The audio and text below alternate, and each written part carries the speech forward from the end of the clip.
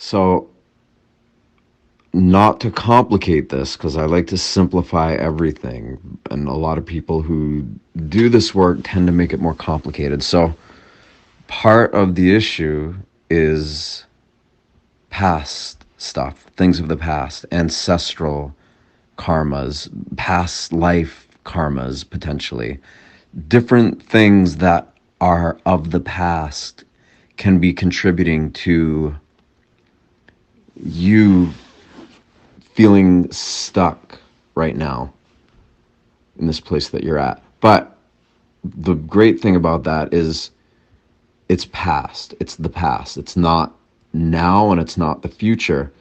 So just by you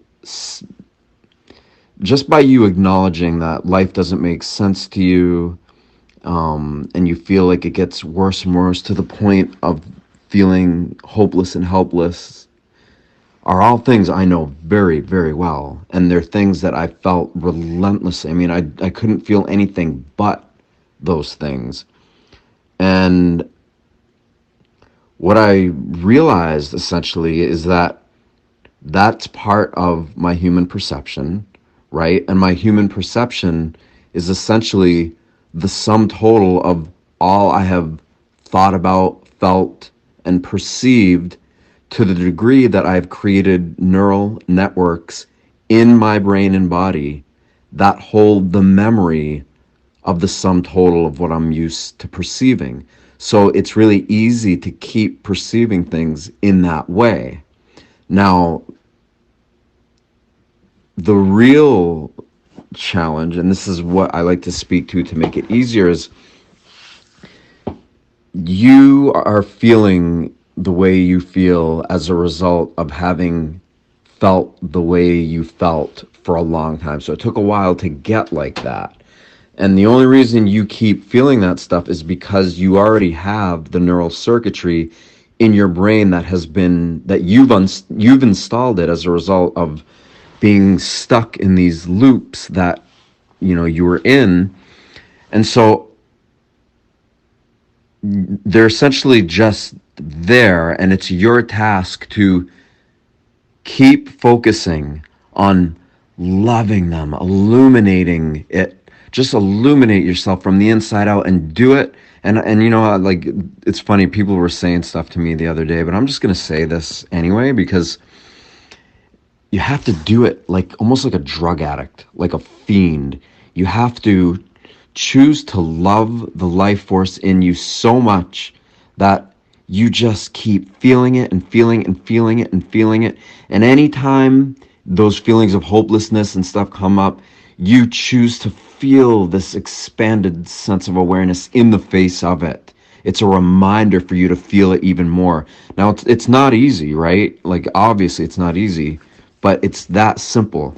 And by you doing this with this level of fervor, of commitment, of just like loving yourself so much and just making it you're such a priority and a focus, you begin to install new neural circuitry that, if you keep doing it, will eventually override all the old stuff.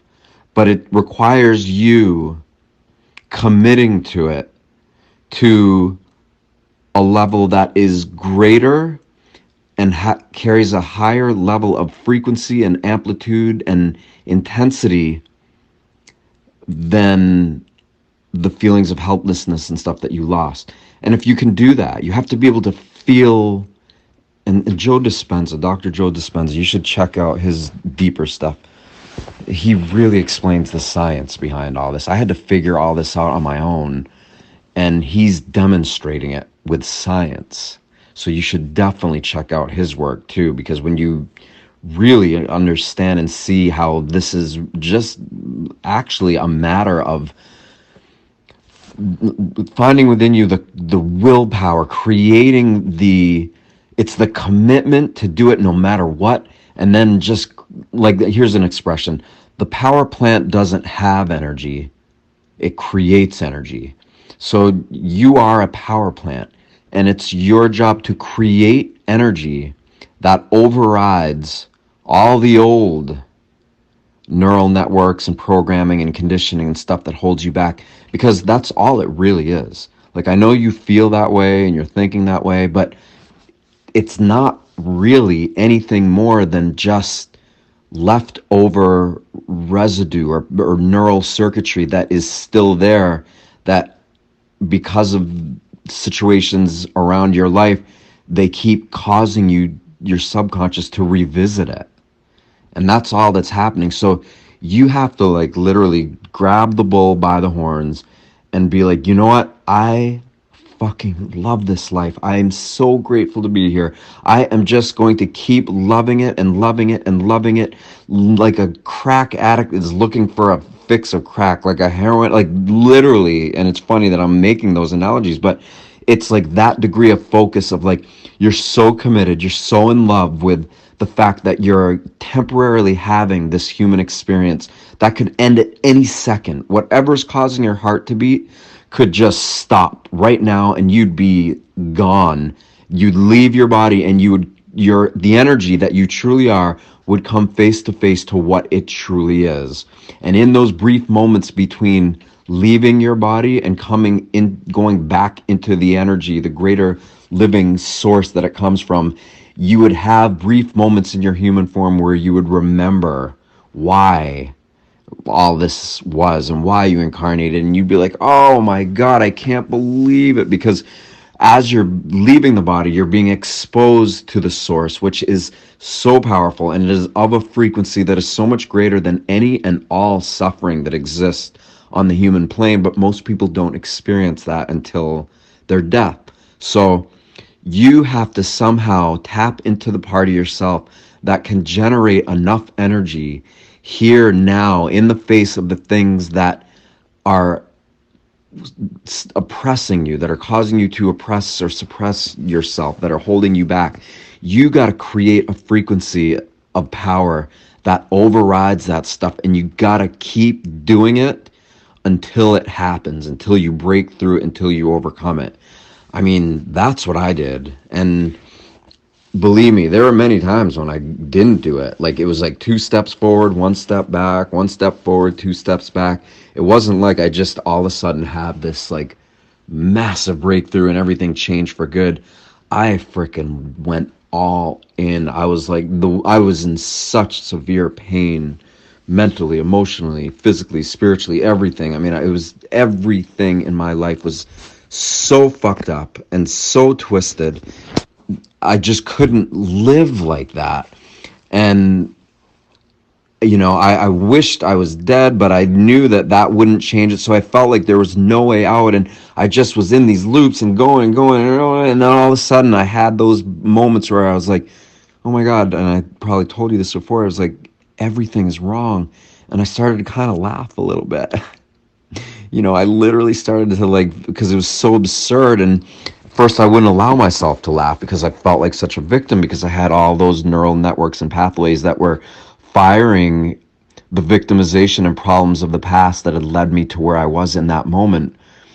But because I allowed myself to feel something that was greater than that stuff, I kept indulging myself in feeling it more and more until I realized, like, wow, if I really just focus on that more than the problems that are plaguing me of the past, I have a real opportunity to override the problems. And it worked. And I'm nobody. I'm nothing. I'm just somebody who had my fucking ass handed to me. And I decided, like, well, I'm not going to commit suicide. So what am I going to do? I'm going to dig myself out of this hole by doing what nobody would think to do for the most part, which is essentially the opposite of what I was feeling. I was feeling like a victim. I felt hopeless. I felt lost. I felt sick. I was in so much pain. And so anytime I felt anything that was like any of that stuff that I didn't like, I willingly was like, okay, what would the opposite of that be like? And I just started generating higher frequencies of love, of, when I felt pain, I felt, I felt what it'd feel like to be strong. And I would imagine my muscles and my health just like thriving, and I'm like this. I would literally like envision myself as a superhero and feeling amazing. And I had a whole bunch of stomach pain, and I was like, what do I do for that? And I started thinking of like a goat, and how goats have these like crazy stomachs and they can digest anything. And it made me laugh. It was funny, and I'm like and I'm like feeling like my stomach is like a goat, and it was bringing in humor. So like I just kept doing that stuff over and over. Now, here's the thing, it wasn't easy, but it was really simple.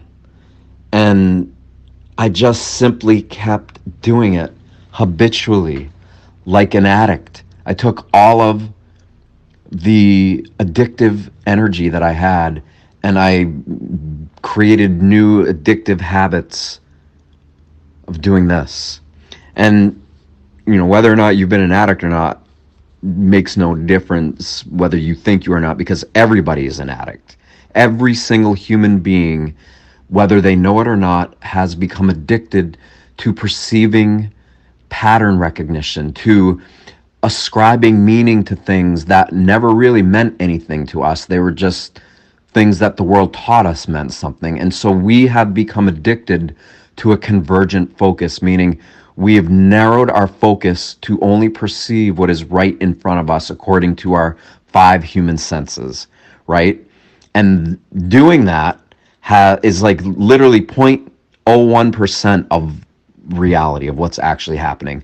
Almost all of reality, both seen and unseen, is 99% of what's happening. And because we're addicted to this convergent focus, this like focusing only on what is in front of us according to our five human senses, we forget that we have these extrasensory abilities, which is essentially just intuition.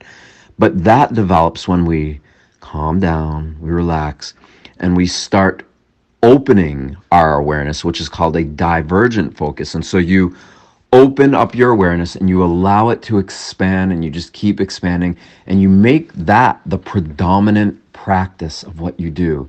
And that looks like I said, you're creating this energy by feeling good, but you're expanding at the same time. You're opening your mind, you're opening your heart, you're realizing that we're surrounded by an ocean of infinity, and you find a way to love and trust that and make that all that matters to you. I got to a point, I was like, I don't care if the bills don't get paid. I don't care if I lose everything out on the street. Like, the one thing I'm going to focus on is this from the inside out. See, everybody's become addicted to perceiving reality from the outside in. And as a result of that, it's totally messed up their internal state of being. So in order to fix that, I realized I have to reverse engineer the process and perceive reality from the inside out by creating a state of being that overrides the old state of being that was dictated by the external environment. And as a result of me creating this new internal state of being, not only did I start feeling better, but I realized and witnessed that it was affecting the world around me. So listen to what I just shared. Listen to it over and over and over and over, and put it into practice. Make sure you totally understand it, because by fully understanding what I just conveyed, that will convince the mental intellect in you. You'll install new neural circuitry that will give you the inspiration to realize that transformation is within your grips. And the more you're thinking about change and focusing on change and creating internal states of being that are geared towards the type of change you want, then it eventually starts to happen. You change your entire body chemistry to reflect what your future self wants to embody. So, yes, you can do it, brother. You can do it. I used to shoot 50 to 60 bags of heroin into my arms every single day, with massive amounts of cocaine and crystal meth, and swallowing piles of pills. I did that for 3 full freaking years and overdosed 9 times. I wanted to die. I was in so much pain. I was like, I am not ever going to get out of that. Then I got a severe illness that plagued me for 13 years, that I saw 26 doctors, 400 appointments, spent hundreds of thousands of dollars. None of them could figure out what was going on with me. And in the beginning, a few of them said, they're like, go home, get your stuff in order and prepare to die, because whatever you have is eating, it's consuming your body from the inside out. You know, all that happened. And then I went to prison. I got I got sexually assaulted. I got everything you can imagine, like fights all the time, like just every problem there ever was. But I still chose to rise above it all. Not because I'm special or different or anything like that. If I am, we all are. But simply because I chose to, and I chose to do it over and over and over and over and over and over and over, and that's all I did until suddenly it started to become what was new, what was me, what was my new potential, my new reality.